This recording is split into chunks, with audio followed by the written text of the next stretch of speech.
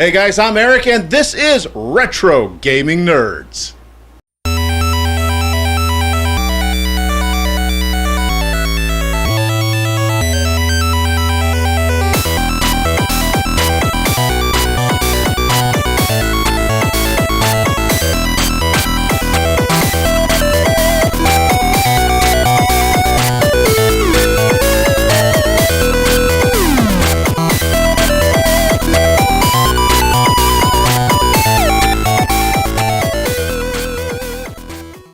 Alright guys, so what game are we playing this week? Well, we're going to be playing the classic arcade game that came out by Takara, SNK, whatever, that was released for the Neo Geo platform, MVS, and AES platforms. That game is the classic fighting game, Samurai Shodown.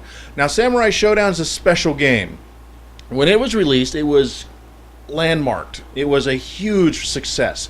You got to fight with weapons for the first time ever, whether that be a character with a samurai sword, a katana, a bow staff, nunchucks, you name it, different characters, different weapons. The whole premise of the game, though, that got it a lot of attention was the sheer realistic violence that a lot of parent groups did not like, especially since, Mortal Kombat came out shortly before this game. So the game has gone and spurred a whole slew of sequels. I think it's up to sequel 6 now. 7, 8, 20, I don't know. Hasn't changed, though, much. I mean, it's still a 2D platform fighter since its original days. But now here's the thing, guys. We don't have a Neo Geo here at Retro Gaming Nerds, but I do have a Sega Genesis, and that's the version we're playing today. So let me stop talking, get out of the way, and let's play this thing. So guys, we're going to try something a little different today. As you can see, we're zoomed in on the screen. You do not see me in the shot. Had a few fans suggesting that we do this, so this way you get a better shot of the screen. Now, granted, we could try something on the lines of video capture, but keep in mind, we're playing on retro consoles for the most part that all connect via a coaxial cable. None of my consoles are modified, such as the Atari 2600, 7800, 5200. The consoles, they all use coax. Some of my newer consoles, yes, they do have the standard AV cables, but again, I don't have a fancy desktop to do video capture like that, so that's why we're doing it this way. Plus, it helps capture the true essence of what it was like to play these classic games back in the day. So, guys, I'm hoping that with the zoom in on the TV, it works out better for you, and that you can see the games a lot better. So, let's go ahead and give this a rundown. Let's go ahead and play. I'm going to now hit the start button. We're at the main menu. Because I just want to get the gameplay across, yes, folks, I'm going to dumb it down to level 2. We're going to leave it at 99 for time. Let's see here. Let's go to the key configuration because I don't remember squat. Minimum strike power, medium, and max. And then, of course, for kicking and other stuff. So yes, the game does have 3 different styles of kicking, which on a 3-button controller, it's kind of not easy. So we're going to give it a shot anyways, folks, and go from there. And let's have some fun. I could go in here and situate my max hits and stuff, like change that to B, and try this and try that. Actually, I can't. Oh my. Okay, so anyway, we're going to leave it defaults. Get out of this. Get out of this. Go into this. And I'm going to be playing Haomaru.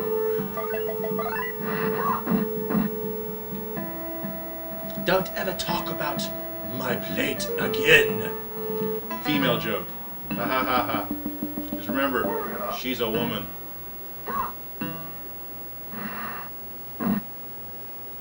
The graphics here are actually pretty good. I like them.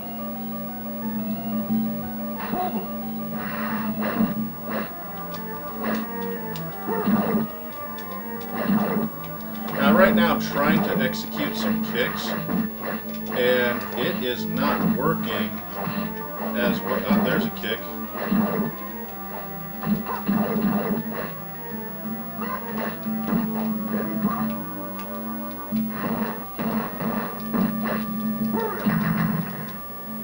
I still won that fight. I don't know how. So yeah, I'm trying to do the button combinations, do the kicks and such. They're just not working. This is where a 6-button Genesis controller would really come in handy. Unfortunately, I don't have one. If any of you fans want to send me one, let me know. I'm jumping around. Hey, hey, let's throw the person. I am not condoning man-on-woman violence here, folks, just because, you know, that is a pretty hot topic.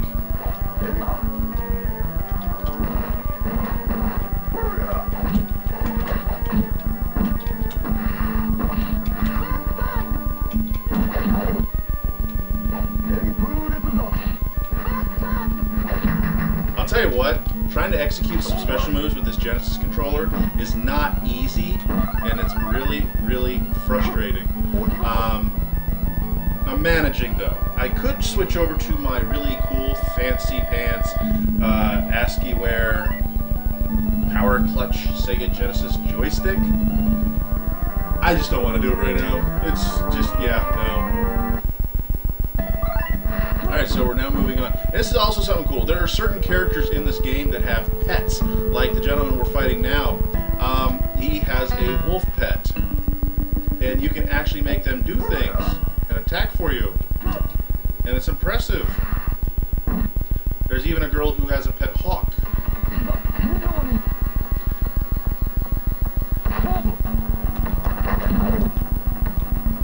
First strike is always good.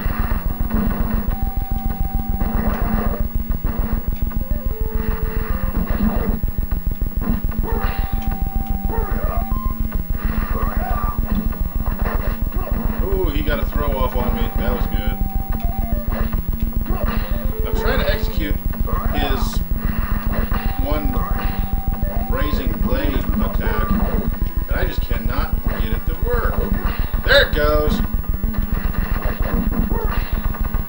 See, back in the day, kids, this is where the problem was with us old school gamers. Trying to play these classic arcade fighters with a standard joystick or a standard D-pad was difficult. Whew, I won that one.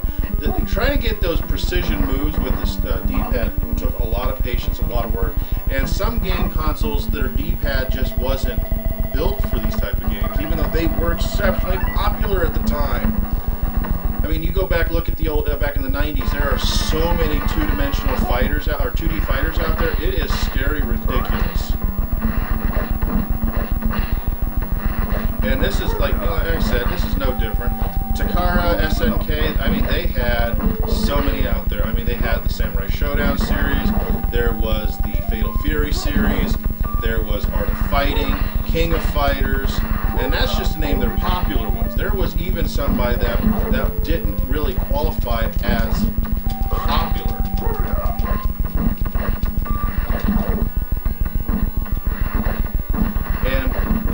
Then you have Capcom with their Street Fighter line of games, and they even had a couple other games out there. Konami had the Ninja Turtles fighter out there. So, I mean, it's kind of sad that the D-pads don't function as well as you want. The joysticks, you had to be careful with the joysticks you purchase, because sometimes where the angles were, they would put them in the wrong place. I had a PlayStation joystick at one time where the corners of where the line it lined up, it didn't have 8, it had 4 points where it would lock in, so you didn't get a proper circular motion, and fighting games were just darn near impossible at that point. You want a joystick that either has 8 points for each major direction, or just a nice circle. It's difficult. So, again, this game had your typical special move, directional commands to pull things off. I'm pulling off your typical Street Fighter stuff here with this guy to do all the basic stuff. And it's a good game. So, we're going to try a little something different here. I'm going to try to fight here and maybe lose if I can. But I'm doing pretty good. Like I said, I put this on 2. I should have went higher. This guy's got some really cool moves. He's a tough character too, and he beat me on that one. So, yeah.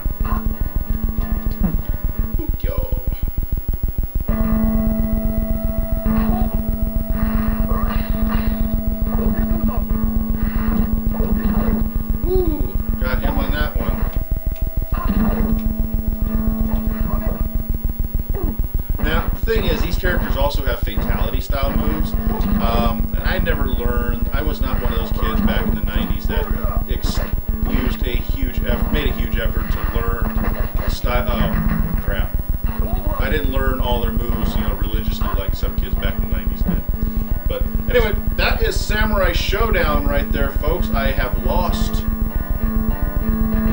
And he's taunting me about how he drew his sword and it was over at that moment. So, anyway, Samurai Shodown. So guys, as you just saw, we have played the Takara classic that was on the Sega Genesis, Samurai Shodown. Now, this game was a classic back in the day. Like I said earlier, it is a landmark game. It brought in the use of weapons instead of just your traditional hand-to-hand combat style. I mean, we didn't really see the popularity of sword fighting games come around until maybe about Soul Calibur, and then from there on, it just exploded with other huge games, especially like Mace the Dark Ages for the N64 and Atari arcades back in the day, which now is Midway, or was Midway. You know, there's a whole nother story right there, folks. But anyway, this game's a classic. On the Sega Genesis alone, the graphics were impressive. I mean, you got to remember, the Sega Genesis, when it was released, was really off-the-shelf hardware. Motorola 68000 processor, your very typical sound chips that were back then. There wasn't really anything groundbreaking about the console, but the game, being the fact that the Neo Geo, AES, and MVS arcade system was all built around the Motorola 68000 and the Zilog Z80 processors, translating it over to the Genesis with a lot of accuracy wasn't difficult. It did require a little bit of downgrading in a few places regarding graphics and the memory that was allowed on the Genesis, where the Neo Geo system, whether arcade or home, allowed for a ton more space on the cartridges. Of course, you were spending a ton more money, so what do you expect? Anyway, graphically, the game was faithful. It looks great. The Super Nintendo version is very faithful as well, and it's a toss-up between which is better. There is a couple missing characters in the Genesis game. It's understandable. Again, we're talking about limitations of space. But you lose a little animation, you lose a couple characters, it's still a faithful product. Audio-wise, it came off pretty good. I was impressed with how well the audio sounded in this version. Some Sega Genesis games, they do have a problem with audio being a little canned, if you will. This one didn't have that canned audio. Again, Neo Geo games tended to look really good on Genesis in comparison to Super Nintendo for a few reasons. Of course, again, it's open for debate depending on the person and the console they owned. Controls. This is where Super Nintendo has a massive advantage, regardless of how you try to cook this. Neo Geo had 4 buttons. And you still had to do button combinations, pressing certain buttons together to do certain things, because for some reason, Takara, whatever you want to call the company, they wanted to make a 6-button game on a 4-button arcade system and translate the game to a 3-button console.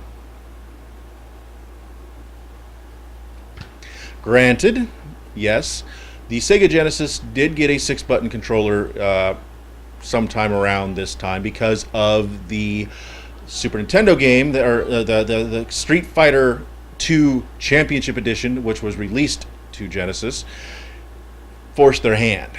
I don't have that nice controller. I'm looking. I'm trying. If any of you viewers want to donate one to us here at Notes and Nerds and Retro Gaming Nerds, hit me up and we will talk. Anyway, again, audio good, controls not so good. And of course, like I was talking earlier, D-pads are not fighter game friendly back in the 90s. Whatever. So, guys, Samurai Shodown on Sega Genesis. If you don't have it, you need it. Go get it. Find it. If you see it, you need to snatch it up. I found this copy at a, I believe, vintage stock for a mere $4. You can get the game on re-release Takara, SNK stuff like PlayStation, Xbox. Even the PSP had a Samurai Shodown anthology game with this title on it, and it was an arcade-perfect translation. But if you want to go retro and you need some fighting games in your collection that are worth having, this is one of them. Trust me. get it. So guys, we're going to be playing some more games, so stay tuned with us here on the Notes and Nerds channel here at YouTube and on our website, notesandnerds.com. If you really want to help us out, you can also join our Patreon page at patreon.com/notesandnerds. Just go to notesandnerds.com. It's on the links up at the top. $1, whatever, it doesn't matter. It helps us out so we can do more awesome stuff, whether that be buying more retro games for retro gaming nerds, being able to help cover expenses for our con coverages, or maybe over at Music Hour for being able to talk to some celebrity bands and stuff, you know. Regardless, patreon.com/notesandnerds. I am Eric, and you have been watching Retro Gaming Nerds.